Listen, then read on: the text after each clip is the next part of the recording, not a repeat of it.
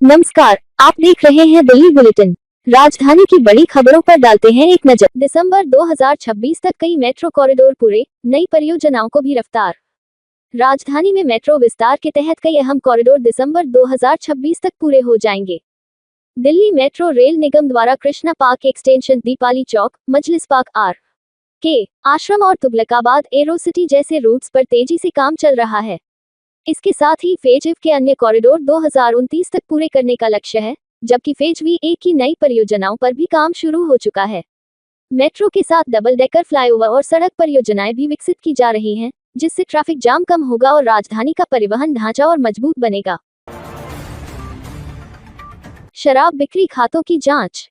मुख्यमंत्री रेखा गुप्ता ने शराब की खुदरा बिक्री से जुड़े सरकारी उपक्रमों के पिछले 5 वर्षों के वित्तीय रिकॉर्ड की सघन जांच के निर्देश दिए हैं।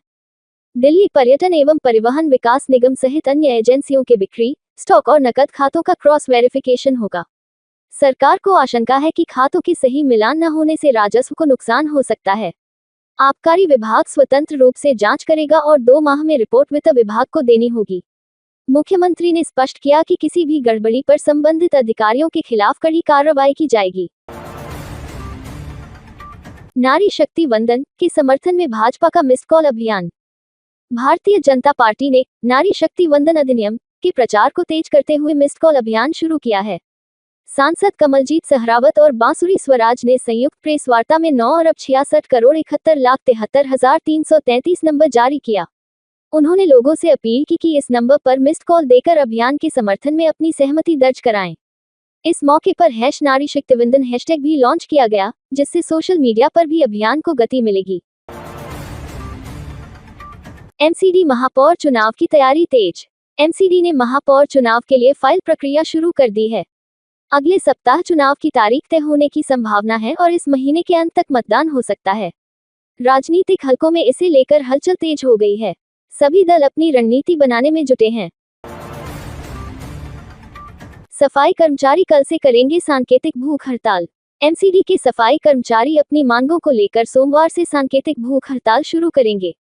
कर्मचारी 18 मार्च से मुख्यालय के सामने धरना दे रहे हैं। उनका कहना है कि मांगें पूरी नहीं होने पर आंदोलन तेज किया जाएगा। इससे शहर की सफाई व्यवस्था प्रभावित होने की आशंका है। गैस संकट के बीच ठंडे पे बेचकर बड़ी कमाई। पश्चिम एशिया संकट के कारण एलपीजी की कमी से प्रभावित छोटे कारोबारियों ने नया रास्ता अपनाया है। टिक्की, कचौड़ी और मोमोज बेचने वाले अब बेल का जूस, शिकंजी और लेमन सोडा जैसे ठंडे पे बेच रहे हैं। भीषण गर्मी में इनकी मांग बढ़ने से उनकी आमदनी दोगुनी हो गई है। जिनकी रोजी रोटी पहले प्रभावित थी, अब वे पहले से अधिक कमाई कर रहे हैं और हालात को अवसर में बदल रहे हैं। हॉस्टल निर्माण को मंजूरी। मौलाना आजाद मेडिकल कॉलेज में छात्रों के लिए 2 नए हॉस्टल बनाने को मंजूरी मिल गई है। मुख्यमंत्री रेखा गुप्ता की अध्यक्षता में ईएफसी बैठक में 573.41 करोड़ रुपए की परियोजना स्वीकृत हुई। छात्राओं के लिए 269.19 करोड़ और छात्रों के लिए 304.22 करोड़ की लागत से अलग अलग भवन बनेंगे। 36 माह में निर्माण पूरा करने का लक्ष्य है। बढ़ती छात्र संख्या और पुराने हॉस्टलों के कारण आवास संकट को देखते हुए ये निर्णय लिया गया है। सरकार का कहना है कि नए अत्याधुनिक छात्रावास बनने से विद्यार्थियों को बेहतर सुविधा और पढ़ाई का अनुकूल माहौल मिलेगा। आनंद विहार रेलवे स्टेशन पर 4.19 करोड़ से सुविधाओं का विस्तार। उत्तर रेलवे आनंद विहार टर्मिनल पर यात्री सुविधाएं बेहतर करने के लिए 4.19 करोड़ रुपए की परियोजना शुरू करेगा। इसके तहत स्टेशन की दूसरी मंजिल के 9 कमरों का जीर्णोद्धार कर उन्हें आधुनिक विश्राम गृह बनाया जाएगा। साथ ही प्लेटफॉर्म शेड, संपर्क मार्ग और सर्कुलेटिंग एरिया की मरम्मत की जाएगी। परियोजना से यात्रियों और रेलवे स्टाफ दोनों को बेहतर सुविधाएं मिलने की उम्मीद है। रोहिणी में बनेगा अंबेडकर कम्युनिटी सेंटर। एससी बस्ती सुधार योजना के तहत रोहिणी में अंबेडकर कम्युनिटी सेंटर का निर्माण किया जाएगा। कैबिनेट मंत्री रविंद्र इंद्रराज सिंह ने भूमि पूजन किया। Baba Saheb doctor B R. अंबेडकर की जयंती के अवसर पर इसे बड़ी सौगात बताया गया। ये केंद्र सामाजिक और सामुदायिक गतिविधियों के लिए उपयोगी होगा। यमुना फ्लड प्लेन की सीमांकन प्रक्रिया तेज, 1426 एकड़ जमीन मुक्त। दिल्ली सरकार ने एनजीटी को सौंपी रिपोर्ट में बताया कि यमुना फ्लड प्लेन की स्पष्ट सीमांकन प्रक्रिया शुरू कर दी गई है। वजीराबाद से पल्ला तक 22 किलोमीटर क्षेत्र में 1426 एकड़ जमीन से कब्जा हटाया गया है। एनजीटी ने पहले दिए आदेश में सर्वे ऑफ इंडिया के डेटा के आधार पर जल्द सीमांकन पूरा करने को कहा था। सरकार अब तय समय सीमा से पहले काम पूरा करने की दिशा में जुटी है। मेहरौली आर्कियोलॉजिकल पार्क में हेरिटेज वीक 13 अप्रैल से। दिल्ली विकास प्राधिकरण DDA द्वारा मेहरौली आर्कियोलॉजिकल पार्क में 13 से 18 अप्रैल तक हेरिटेज वीक आयोजित किया जाएगा। इस आयोजन का उद्देश्य युवाओं और विद्यार्थियों को दिल्ली की समृद्ध ऐतिहासिक और स्थापत्य विरासत से जोड़ना है। कार्यक्रम के दौरान विभिन्न सांस्कृतिक और शैक्षणिक गतिविधियां आयोजित होंगी, जिनसे प्रतिभागियों को इतिहास को करीब से समझने का अवसर मिलेगा। पटेल नगर में DTC बस से कुचलकर बच्चे की मौत। मध्य दिल्ली के पटेल नगर इलाके में DTC बस की चपेट में आने से 10 वर्षीय बच्चे की मौत हो गई। घटना के बाद इलाके में शोक का माहौल है। पुलिस ने मामला दर्ज कर जांच शुरू कर दी है। साइबर ठगी में बैंक अधिकारी गिरफ्तार।